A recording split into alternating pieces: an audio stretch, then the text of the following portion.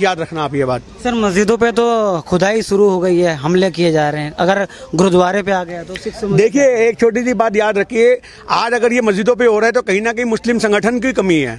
आज मुस्लिम लोगों की कमी नहीं है, ये संगठन की कमी है। संगठन क्यों बनते हैं आप ये बात बताइए। संगठन एक तो होती है, संगठन एक ताकत होती है, पर आज कोई मुस्लिम संगठन किसी मस्जिद के खिलाफ हमें रोडों पर नजर नहीं आता, मोर्चा खोलता नजर नहीं आता। आज वो सब लोगों को लोकतांत्रिक तरीकों का इस्तेमाल करके मोदी जी का विरोध करना चाहिए। पर अगर ये गुरुद्वारों के ऊपर एक बात आ गई तो याद रखना, मोदी जी संसद के बाहर से एक भी बीजेपी के निकलने का नेता का निकलने का रास्ता बंद कर देंगे। आप गुरुद्वारा की तरफ आंख उठा के भी मत देखना, ये देश के वो शेरों की कौम है कि अगर आपने आंख उठाई तो आपकी संसद की जो इमारतें हैं उसकी भी ईंट से ईंट बजा देंगे। तो मुस्लिम धर्म संसद चल रहा है देवबंद के अंदर, उसमें मौलाना कह रहे हैं कि मुसलमान के ऊपर जितना जुल्म हो जा रहा है हम सह लेंगे, लेकिन लेंगे, ये कमजोरी है, भारत के लिए हम ये कमजोरी है, ये कमजोरी है मेरे भाई। सहना इसको नहीं कहते। आप अगर आपको एक बार पता होनी चाहिए कि आप अगर जुल्म को सह रहे हो, ये तो आपकी मेरे को लगता है हर धार्मिक किताब का हिस्सा होगा कि जुल्म को सहना को भी एक बहुत बड़ा पाप है।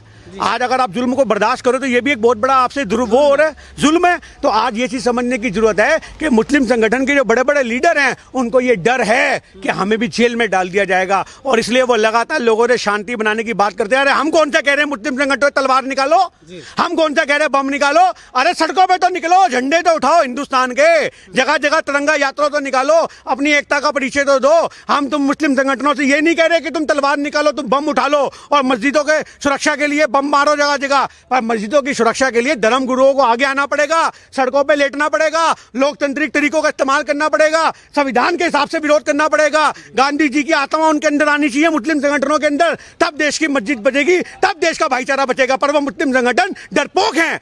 उन मुस्लिम बड़े बड़े नेताओं को डरपोकी का खिताब देना चाहिए जो सिर्फ और सिर्फ बीजेपी का वोट काटने का काम करते हैं, कांग्रेस पार्टी का और बीजेपी का सपोर्ट करते हैं। आज बड़े बड़े मैं नाम नहीं लूंगा, ऐसे कितने सारे बीजेपी के प्रवक्ता और नेता हैं जो बीजेपी को इंडायरेक्टली मुस्लिम संगठन सपोर्ट करते हैं। उस मुस्लिम संगठनों को सोचना चाहिए कि किस तरीके से भाईचारे को बनाया जाता है, सड़कों पर उतरने की जरूरत है।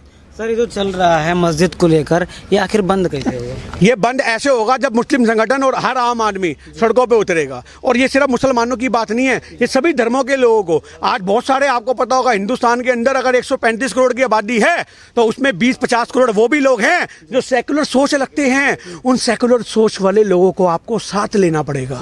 ये सब मुस्लिम संगठनों को सड़कों पर मोर्चे खोलने पड़ेंगे, क्योंकि ये सिर्फ धर्म की बात नहीं है। मेरी बात सुनिए, ये एक आत्मसम्मान की बात है। आज ये गुरुओं के आत्मसम्मान की बात है। तुम हमारे गुरुओं के आत्मसम्मान को पैरों तले रोंद रही हो।